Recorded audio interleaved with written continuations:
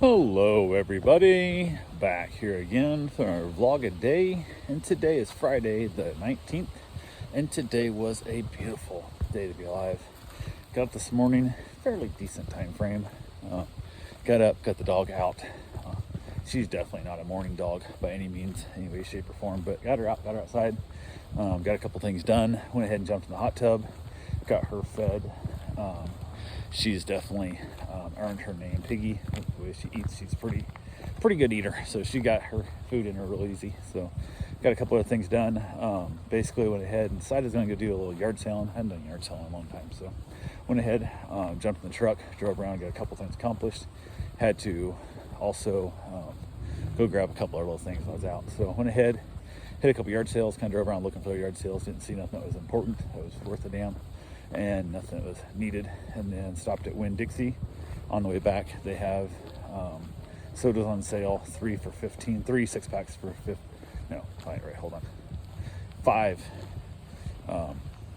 6-packs for 15. So $3 a piece. That's why I knew there's something on there. At least that don't make sense. So end up buying 5 6-packs. I think there's a limit of 5 at a time. So if you're a mom and Karen, get a couple. Get another 5 tomorrow, and Sunday I might run and grab 5 more and go from there. So there's also a little bit of, I wish they were like running low or almost out, so I could basically run through there, grab a couple rain checks, and then I would be able to go get them at the cheaper price later on, because now they go flat pretty quick. They don't hold up nearly as long as they used to. So went ahead and said hell up, but got back to the house, got them all put away in the garage, went outside, played with Piggy for a little while. Actually got there and wrestled with her a little bit. She gets excited. She's old, so she tuckers out pretty quick. So went ahead and got that done. Ended up just kind of hanging around the house, not a lot else going on, and then had a few just waiting around kind of deals. So decided it was time to go get my run in. So I took off, went and done my run, and while I was on my run, there's a road over here called Silver, and it's on the end of like our housing, development. It's not a complex, but it's like there's like 7,000 houses, I think, when it was originally built, when they laid it out. I think it was the largest housing development in the United States at the time when it was built. I don't know, 30 years ago, it was 35 years ago or some crap, when they originally laid out the grid. And Silver is on the edge of that in one chunk. It's kind of a weird grid, but people drive way fast on the road, so I don't go over there too often, especially on foot. I'm always afraid someone's gonna run me over. So, but went ahead, and as I was running down, getting close, there was somebody out there, saw a couple guys out in front of the house, and they had a new shop garage built recently. So I was like, well, hell, if they're out there, I'm gonna ask them who did it, and if they're happy with it, and especially if they're not happy with it, I want to know who it was, I don't hire that company again, this kind of thing. So, and they were basically like, yeah, showed me around, showed me how I laid it out, kind of thing and stuff. And he is closer to property line, they're telling me. So I don't know. Only thing I think might have the ability that's causing that is he is a corner lot and I'm not. So I think he might have a different code variances that he can live with that I can't, because he's a corner lot. I think he gets to be a little closer to lines because he doesn't have as much. It's like that weird thing. So you gotta figure out that's why he got away with things that I can't get away with. But told me who he used for the building. I think he said he went to them to get his concrete work done also, which I may or may not do. I got a concrete guy who did my patio, really reasonably priced, super nice guys, not the greatest at the finishing work kind of thing, but I told him I wasn't really too concerned about it because it was just a patio and I wanted it cheap, not pretty, and that's what I got. So I got it cheap, not pretty. Like, they were half of the next closest bid and a third of one of the bids. So definitely some other bids all came in around that double price range, and then one was ridiculous, 3 times their price. So super happy with what I paid for it, what I got. So worked out real well, and they knocked it out in one day. Came in, dug it out, had it spec'd by the permit guy, and finished it the same day. So came back the next day to cut the lines, and we're done. Like, I was super excited about that part. So, but yeah, went ahead, talked to that guy, and then whoever else was with him, and that was there. I don't know who lives there, but the one guy owns the shop. The guy's like a neighbor, I think, whatever. So we chatted a little bit, talked about a few things, and then I headed on over. And it was funny because my original gut was like, just turn around and go back the opposite direction, because you're only about halfway down over there. Just go back and go down the other street. So you're going to Silver, because it's like a really sketchy road. People drive like idiots on it. But I thought, I'm already over here. I'll run down Silver. I'd done it before. It's not going to kill me. And it's kind of a weird time of day. It's in that 5 o'clock range. So I'm like, it shouldn't be that busy, I hope, because we'll see what happens. So went ahead. I was heading down Silver. I'm just running along. I'm pretty aware of my surroundings and stuff, not really paying too much attention to anything. And then I look to my right, and there's some guy, some complete buffoon, backing up his Toyota pickup truck, his 4-door truck, in reverse, going the same way I'm going south. Absolutely not near me and stuff. I was like, what the fuck was this? I look over, I thought, why did this guy like lose his transmission? And he has reverse or something? Like, did he miss his driveway? Like, what's going on here? And then he whips over, like, kind of in front of me on my lane, so now he's facing me, and like pulls off in the grass a little bit and stops like right in front of me. And I'm like, what the hell's about to happen here? I had that little moment, like, do I run in the ditch? Do I run to the other side? Like, what do I do? So I can't turn in the opposite direction. He's facing this way now, kind of thing. I was like, there, I'm like, what the hell? So I just continue running right at the truck, thinking if this is somebody who has lost their mind, is going to become aggressive at me, I want to kick the door shut and not let him out of the truck is my goal. So if I can do that, that'll at least, limit the access to me in the whole process. I need to get beside the truck, not be in front of it. And as I get there, as I was running like right near the front bumper, the guy waves at me. I'm like, what the hell? Rolls his window down, and I know the guy. He's a client of mine who also now works with my wife.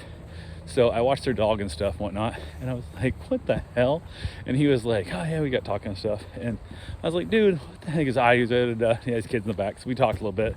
He gave me my condolences for my Great Dane passing. It's the first time we've seen each other since then. We talk a lot. Like, he's just a great guy. Like, he's a very good conversationalist.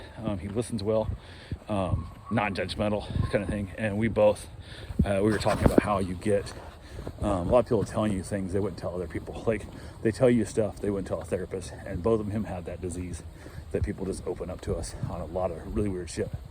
And it works out. And his wife calls it fat face disease, where he has a big fat face, so he looks all warm and cuddly. So people are saying things, that's not it. I know a lot of fat face people that nobody wants to talk to. I said it comes down to the fact that we're both intelligent, we both listen well, and not only do we listen to like answer, we listen to hear, which is a big difference. And then we'll follow questions, and when somebody says something weird, we don't make that lemon face, that, ooh, what was that? Like, what do you mean you had a hemorrhoid? Type crap. So when somebody goes, oh, I had a hemorrhoid, I'm like, yeah, dude, so did I. I mean, I had to have such and such, I had to have a land story. Like, we are more of that share in, and they continue on. Which he then told me he had a hemorrhoid recently. Didn't know anything about it. First time I learned about hemorrhoids, and we had a nice little conversation. Your kid's in the back seat now. We're talking about your ass bleeding and whatnot. So, but we had a good chat. We talked for way too long, but ended up, so between the garage and him, I'm now on my run way longer than I should be. So as I got done with him, we chatted. I gotta go pick my dog up from the groomer and so on and so forth. He told me about his dog had a urinary tract infection, and they're fighting with the vets trying to get medication because they keep saying boys don't get urinary tract infections, and it's a whole thing. So we had a good conversation there. I head on my run. He heads to go pick his dog up before they close. And shortly after that, I get a text from my wife saying she's on her way home, which is earlier than normal, but now it's like 4:24 or 5:24. I mean, so it's related. It's after she's worked late, but it's still earlier than she had been coming home. So I'm like, no big deal. So I texted her and said, hey, I'm still on my run. I got time to get home. I gotta get a shower and stuff. I got caught up on my run, so feel free to go ahead and eat. We're just having leftovers, so feel free to eat without me. And she goes, okay. And, basically headed on home. So I get there, get to talk to my wife a little bit, and grab myself a creamsicle beer, which I don't like beer. This stuff's actually not bad tasting. Decided I want to have a drink. I don't know why, just every once in a while I feel the need to drink, and it's very seldom. But when I do, sometimes I have one, my back's killing me, but sometimes my brain just wants to kind of forget stuff and get rid of the pain in my back and all that kind of stuff, and just kind of turn things off a little bit. And tonight was one of those nights. So had myself a beer, chatted a little while, went and jumped in the shower. She waited for me to eat. So we heated our leftovers, had some beef and noodles, knocked that out for dinner. And we were basically just chilling out, watching an episode of The Wentworth again. And then we were just kind of talking. And after the beer, I had a mixed drink. Then after the mixed drink, I had another mixed drink.